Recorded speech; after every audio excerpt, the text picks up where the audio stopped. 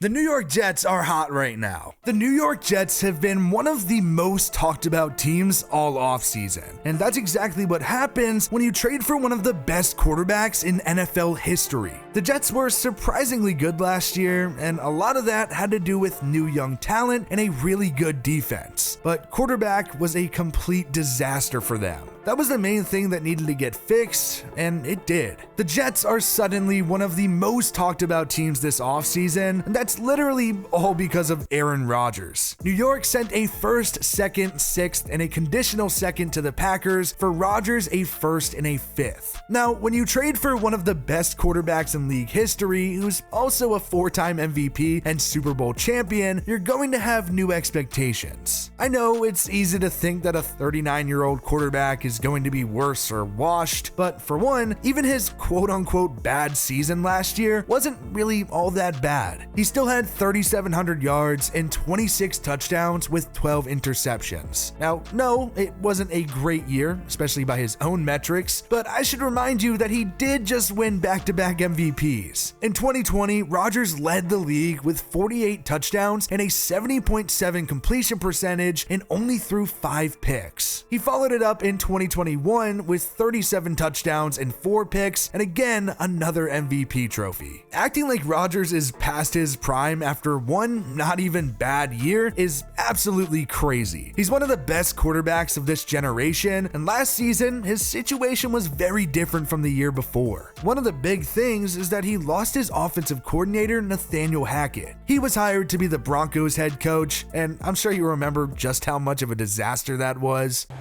We got 3 timeouts, E. I might use one right here, E. Let's use one. Let's talk about this one. Might try to draw him off sides, E. You don't have that much time. Snap count. You don't want to waste that much time, I don't think. They look unsettled. Sutton doesn't know what he's doing. What the? So you just burned 30 seconds to call a timeout?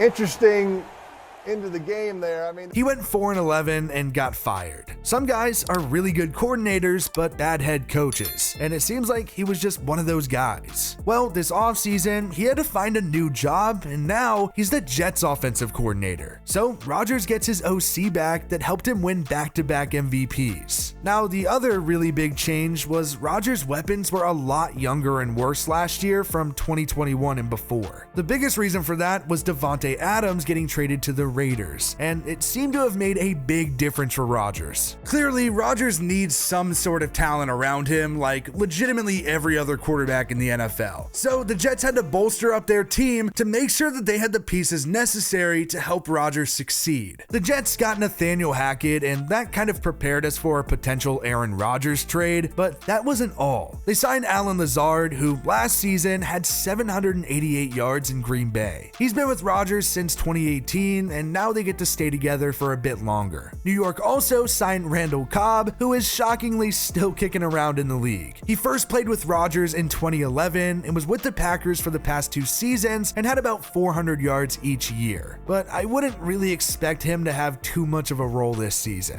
As a matter of fact, neither one of them is going to be the number one. It's going to be Garrett Wilson. I think a lot of the frustrations for Rodgers in 2022 was actually the lack of experience of his wide receivers. But Garrett Wilson is just different. He won Offensive Rookie of the Year and was fantastic. He had 1,100 yards and 4 touchdowns, and that was all in spite of the Jets' disaster of a quarterback situation that included starts by Zach Wilson, Mike White, and Joe Flacco. He was great, and he should only get better with a better quarterback. The other 2 wideouts that should have a pretty big role in the offense are Mecole Hardman and Corey Davis. Davis has been with the Jets since 2021 and had about 500 yards last season, and Hardman just played out his rookie deal with the Chiefs. He did miss a lot of last season behind an ab injury, but he does have at least 500 yards in each season before that. Then at tight end is Tyler Conklin, who just went for over 500 yards last year. Running back is actually a pretty exciting position in New York. The Jets drafted Breece Hall in the 2nd round last year, and he ended up showing a lot of promise. In 7 games, he had 463 yards and 4 touchdowns. He looked good, but unfortunately, he ended ended up tearing his ACL and meniscus and missed the rest of the season. Behind him, Michael Carter ended up having 400 yards, and Zonovan Knight had 300 as a rookie. The Jets did also draft a running back, Israel Abanikanda, out of Pitt. Now, the Jets' offensive line is kind of a tough one to project. They had a borderline top 10 line in 2021, but last season, it was almost the worst in the league. And I'm sure you're asking yourself, what the hell happened? Well,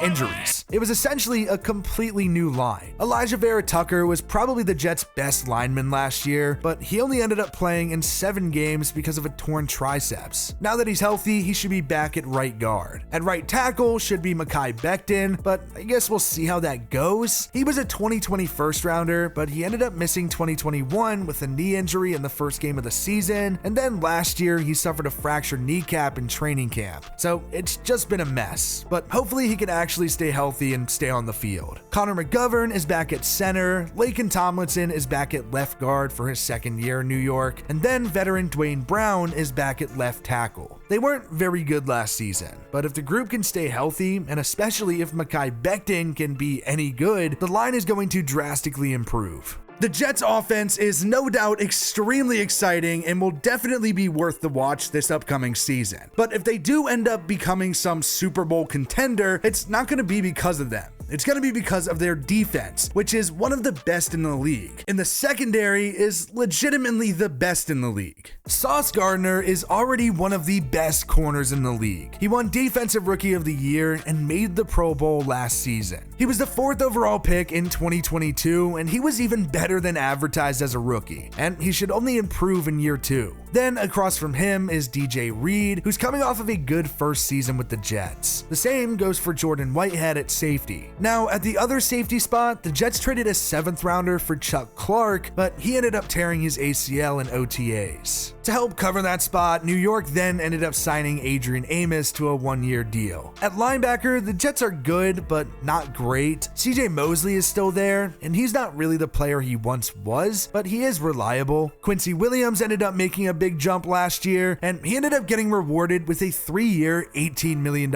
extension. Then it sounds like Jamian Sherwood will be at the other linebacker spot. He appeared in every game last season, but was definitely more of a special teamer more than anything. The defensive line, though, has really good depth. Obviously, the big name on the unit is Quinnen Williams, who was a first-team All-Pro and Pro Bowler last season. John Franklin Myers is back too, after he's had at least 5 sacks in each of the last 2 years. Carl Lawson is entering year 2 in New York, and he had 7 sacks in 2022, and there is also an expectation for Al Woods to start after he's been kind of a journeyman in his career. Now, that's pretty much all the expected starters, but a big name to watch for is definitely Will McDonald. The Jets just took him 15th overall after he was a Big 12 Defensive Lineman of the Year. He was also first-team All-Big 12 in each of his last 3 years at Iowa State. At some point, I gotta imagine that he could crack into the lineup. Lucky for us, we're going to get a pretty good idea about how these positional battles are going and what's really going on in training camp, because this season, the Jets are on Hard Knocks. None of the teams that were actually eligible to go on Hard Knocks wanted to be on it, and eventually, the Jets were kind of just forced to come on. It seems like they weren't very happy about it, but it does sound like they've come along a bit. I mean, Robert Saleh even wore a nice shirt for them. Really, they're just great personalities on the Jets. We've even already gotten a good bit of an idea of what we're in for. We got a cool sneak peek that showed Sauce Gardner and Garrett Wilson going one-on-one at camp, and that's obviously a huge battle with literally 2 of the best rookies last season, so that was definitely awesome to see. But this isn't the first time the Jets have been on Hard Knocks either. Last time was back in 2010 when Rex Ryan was the head coach. Well, they got all the offseason hype for being on Hard Knocks, like everyone usually does, and the Jets went on to make the AFC Championship with Mark Sanchez under center. Safe to say that quarterback is going to be a bit better this season, and I'm sure there's going to be plenty of expectations for at least like an AFC Championship appearance. But we all know why Aaron Rodgers went to the Jets in the first place. It was to win a ring. But the real question is, can he actually get it?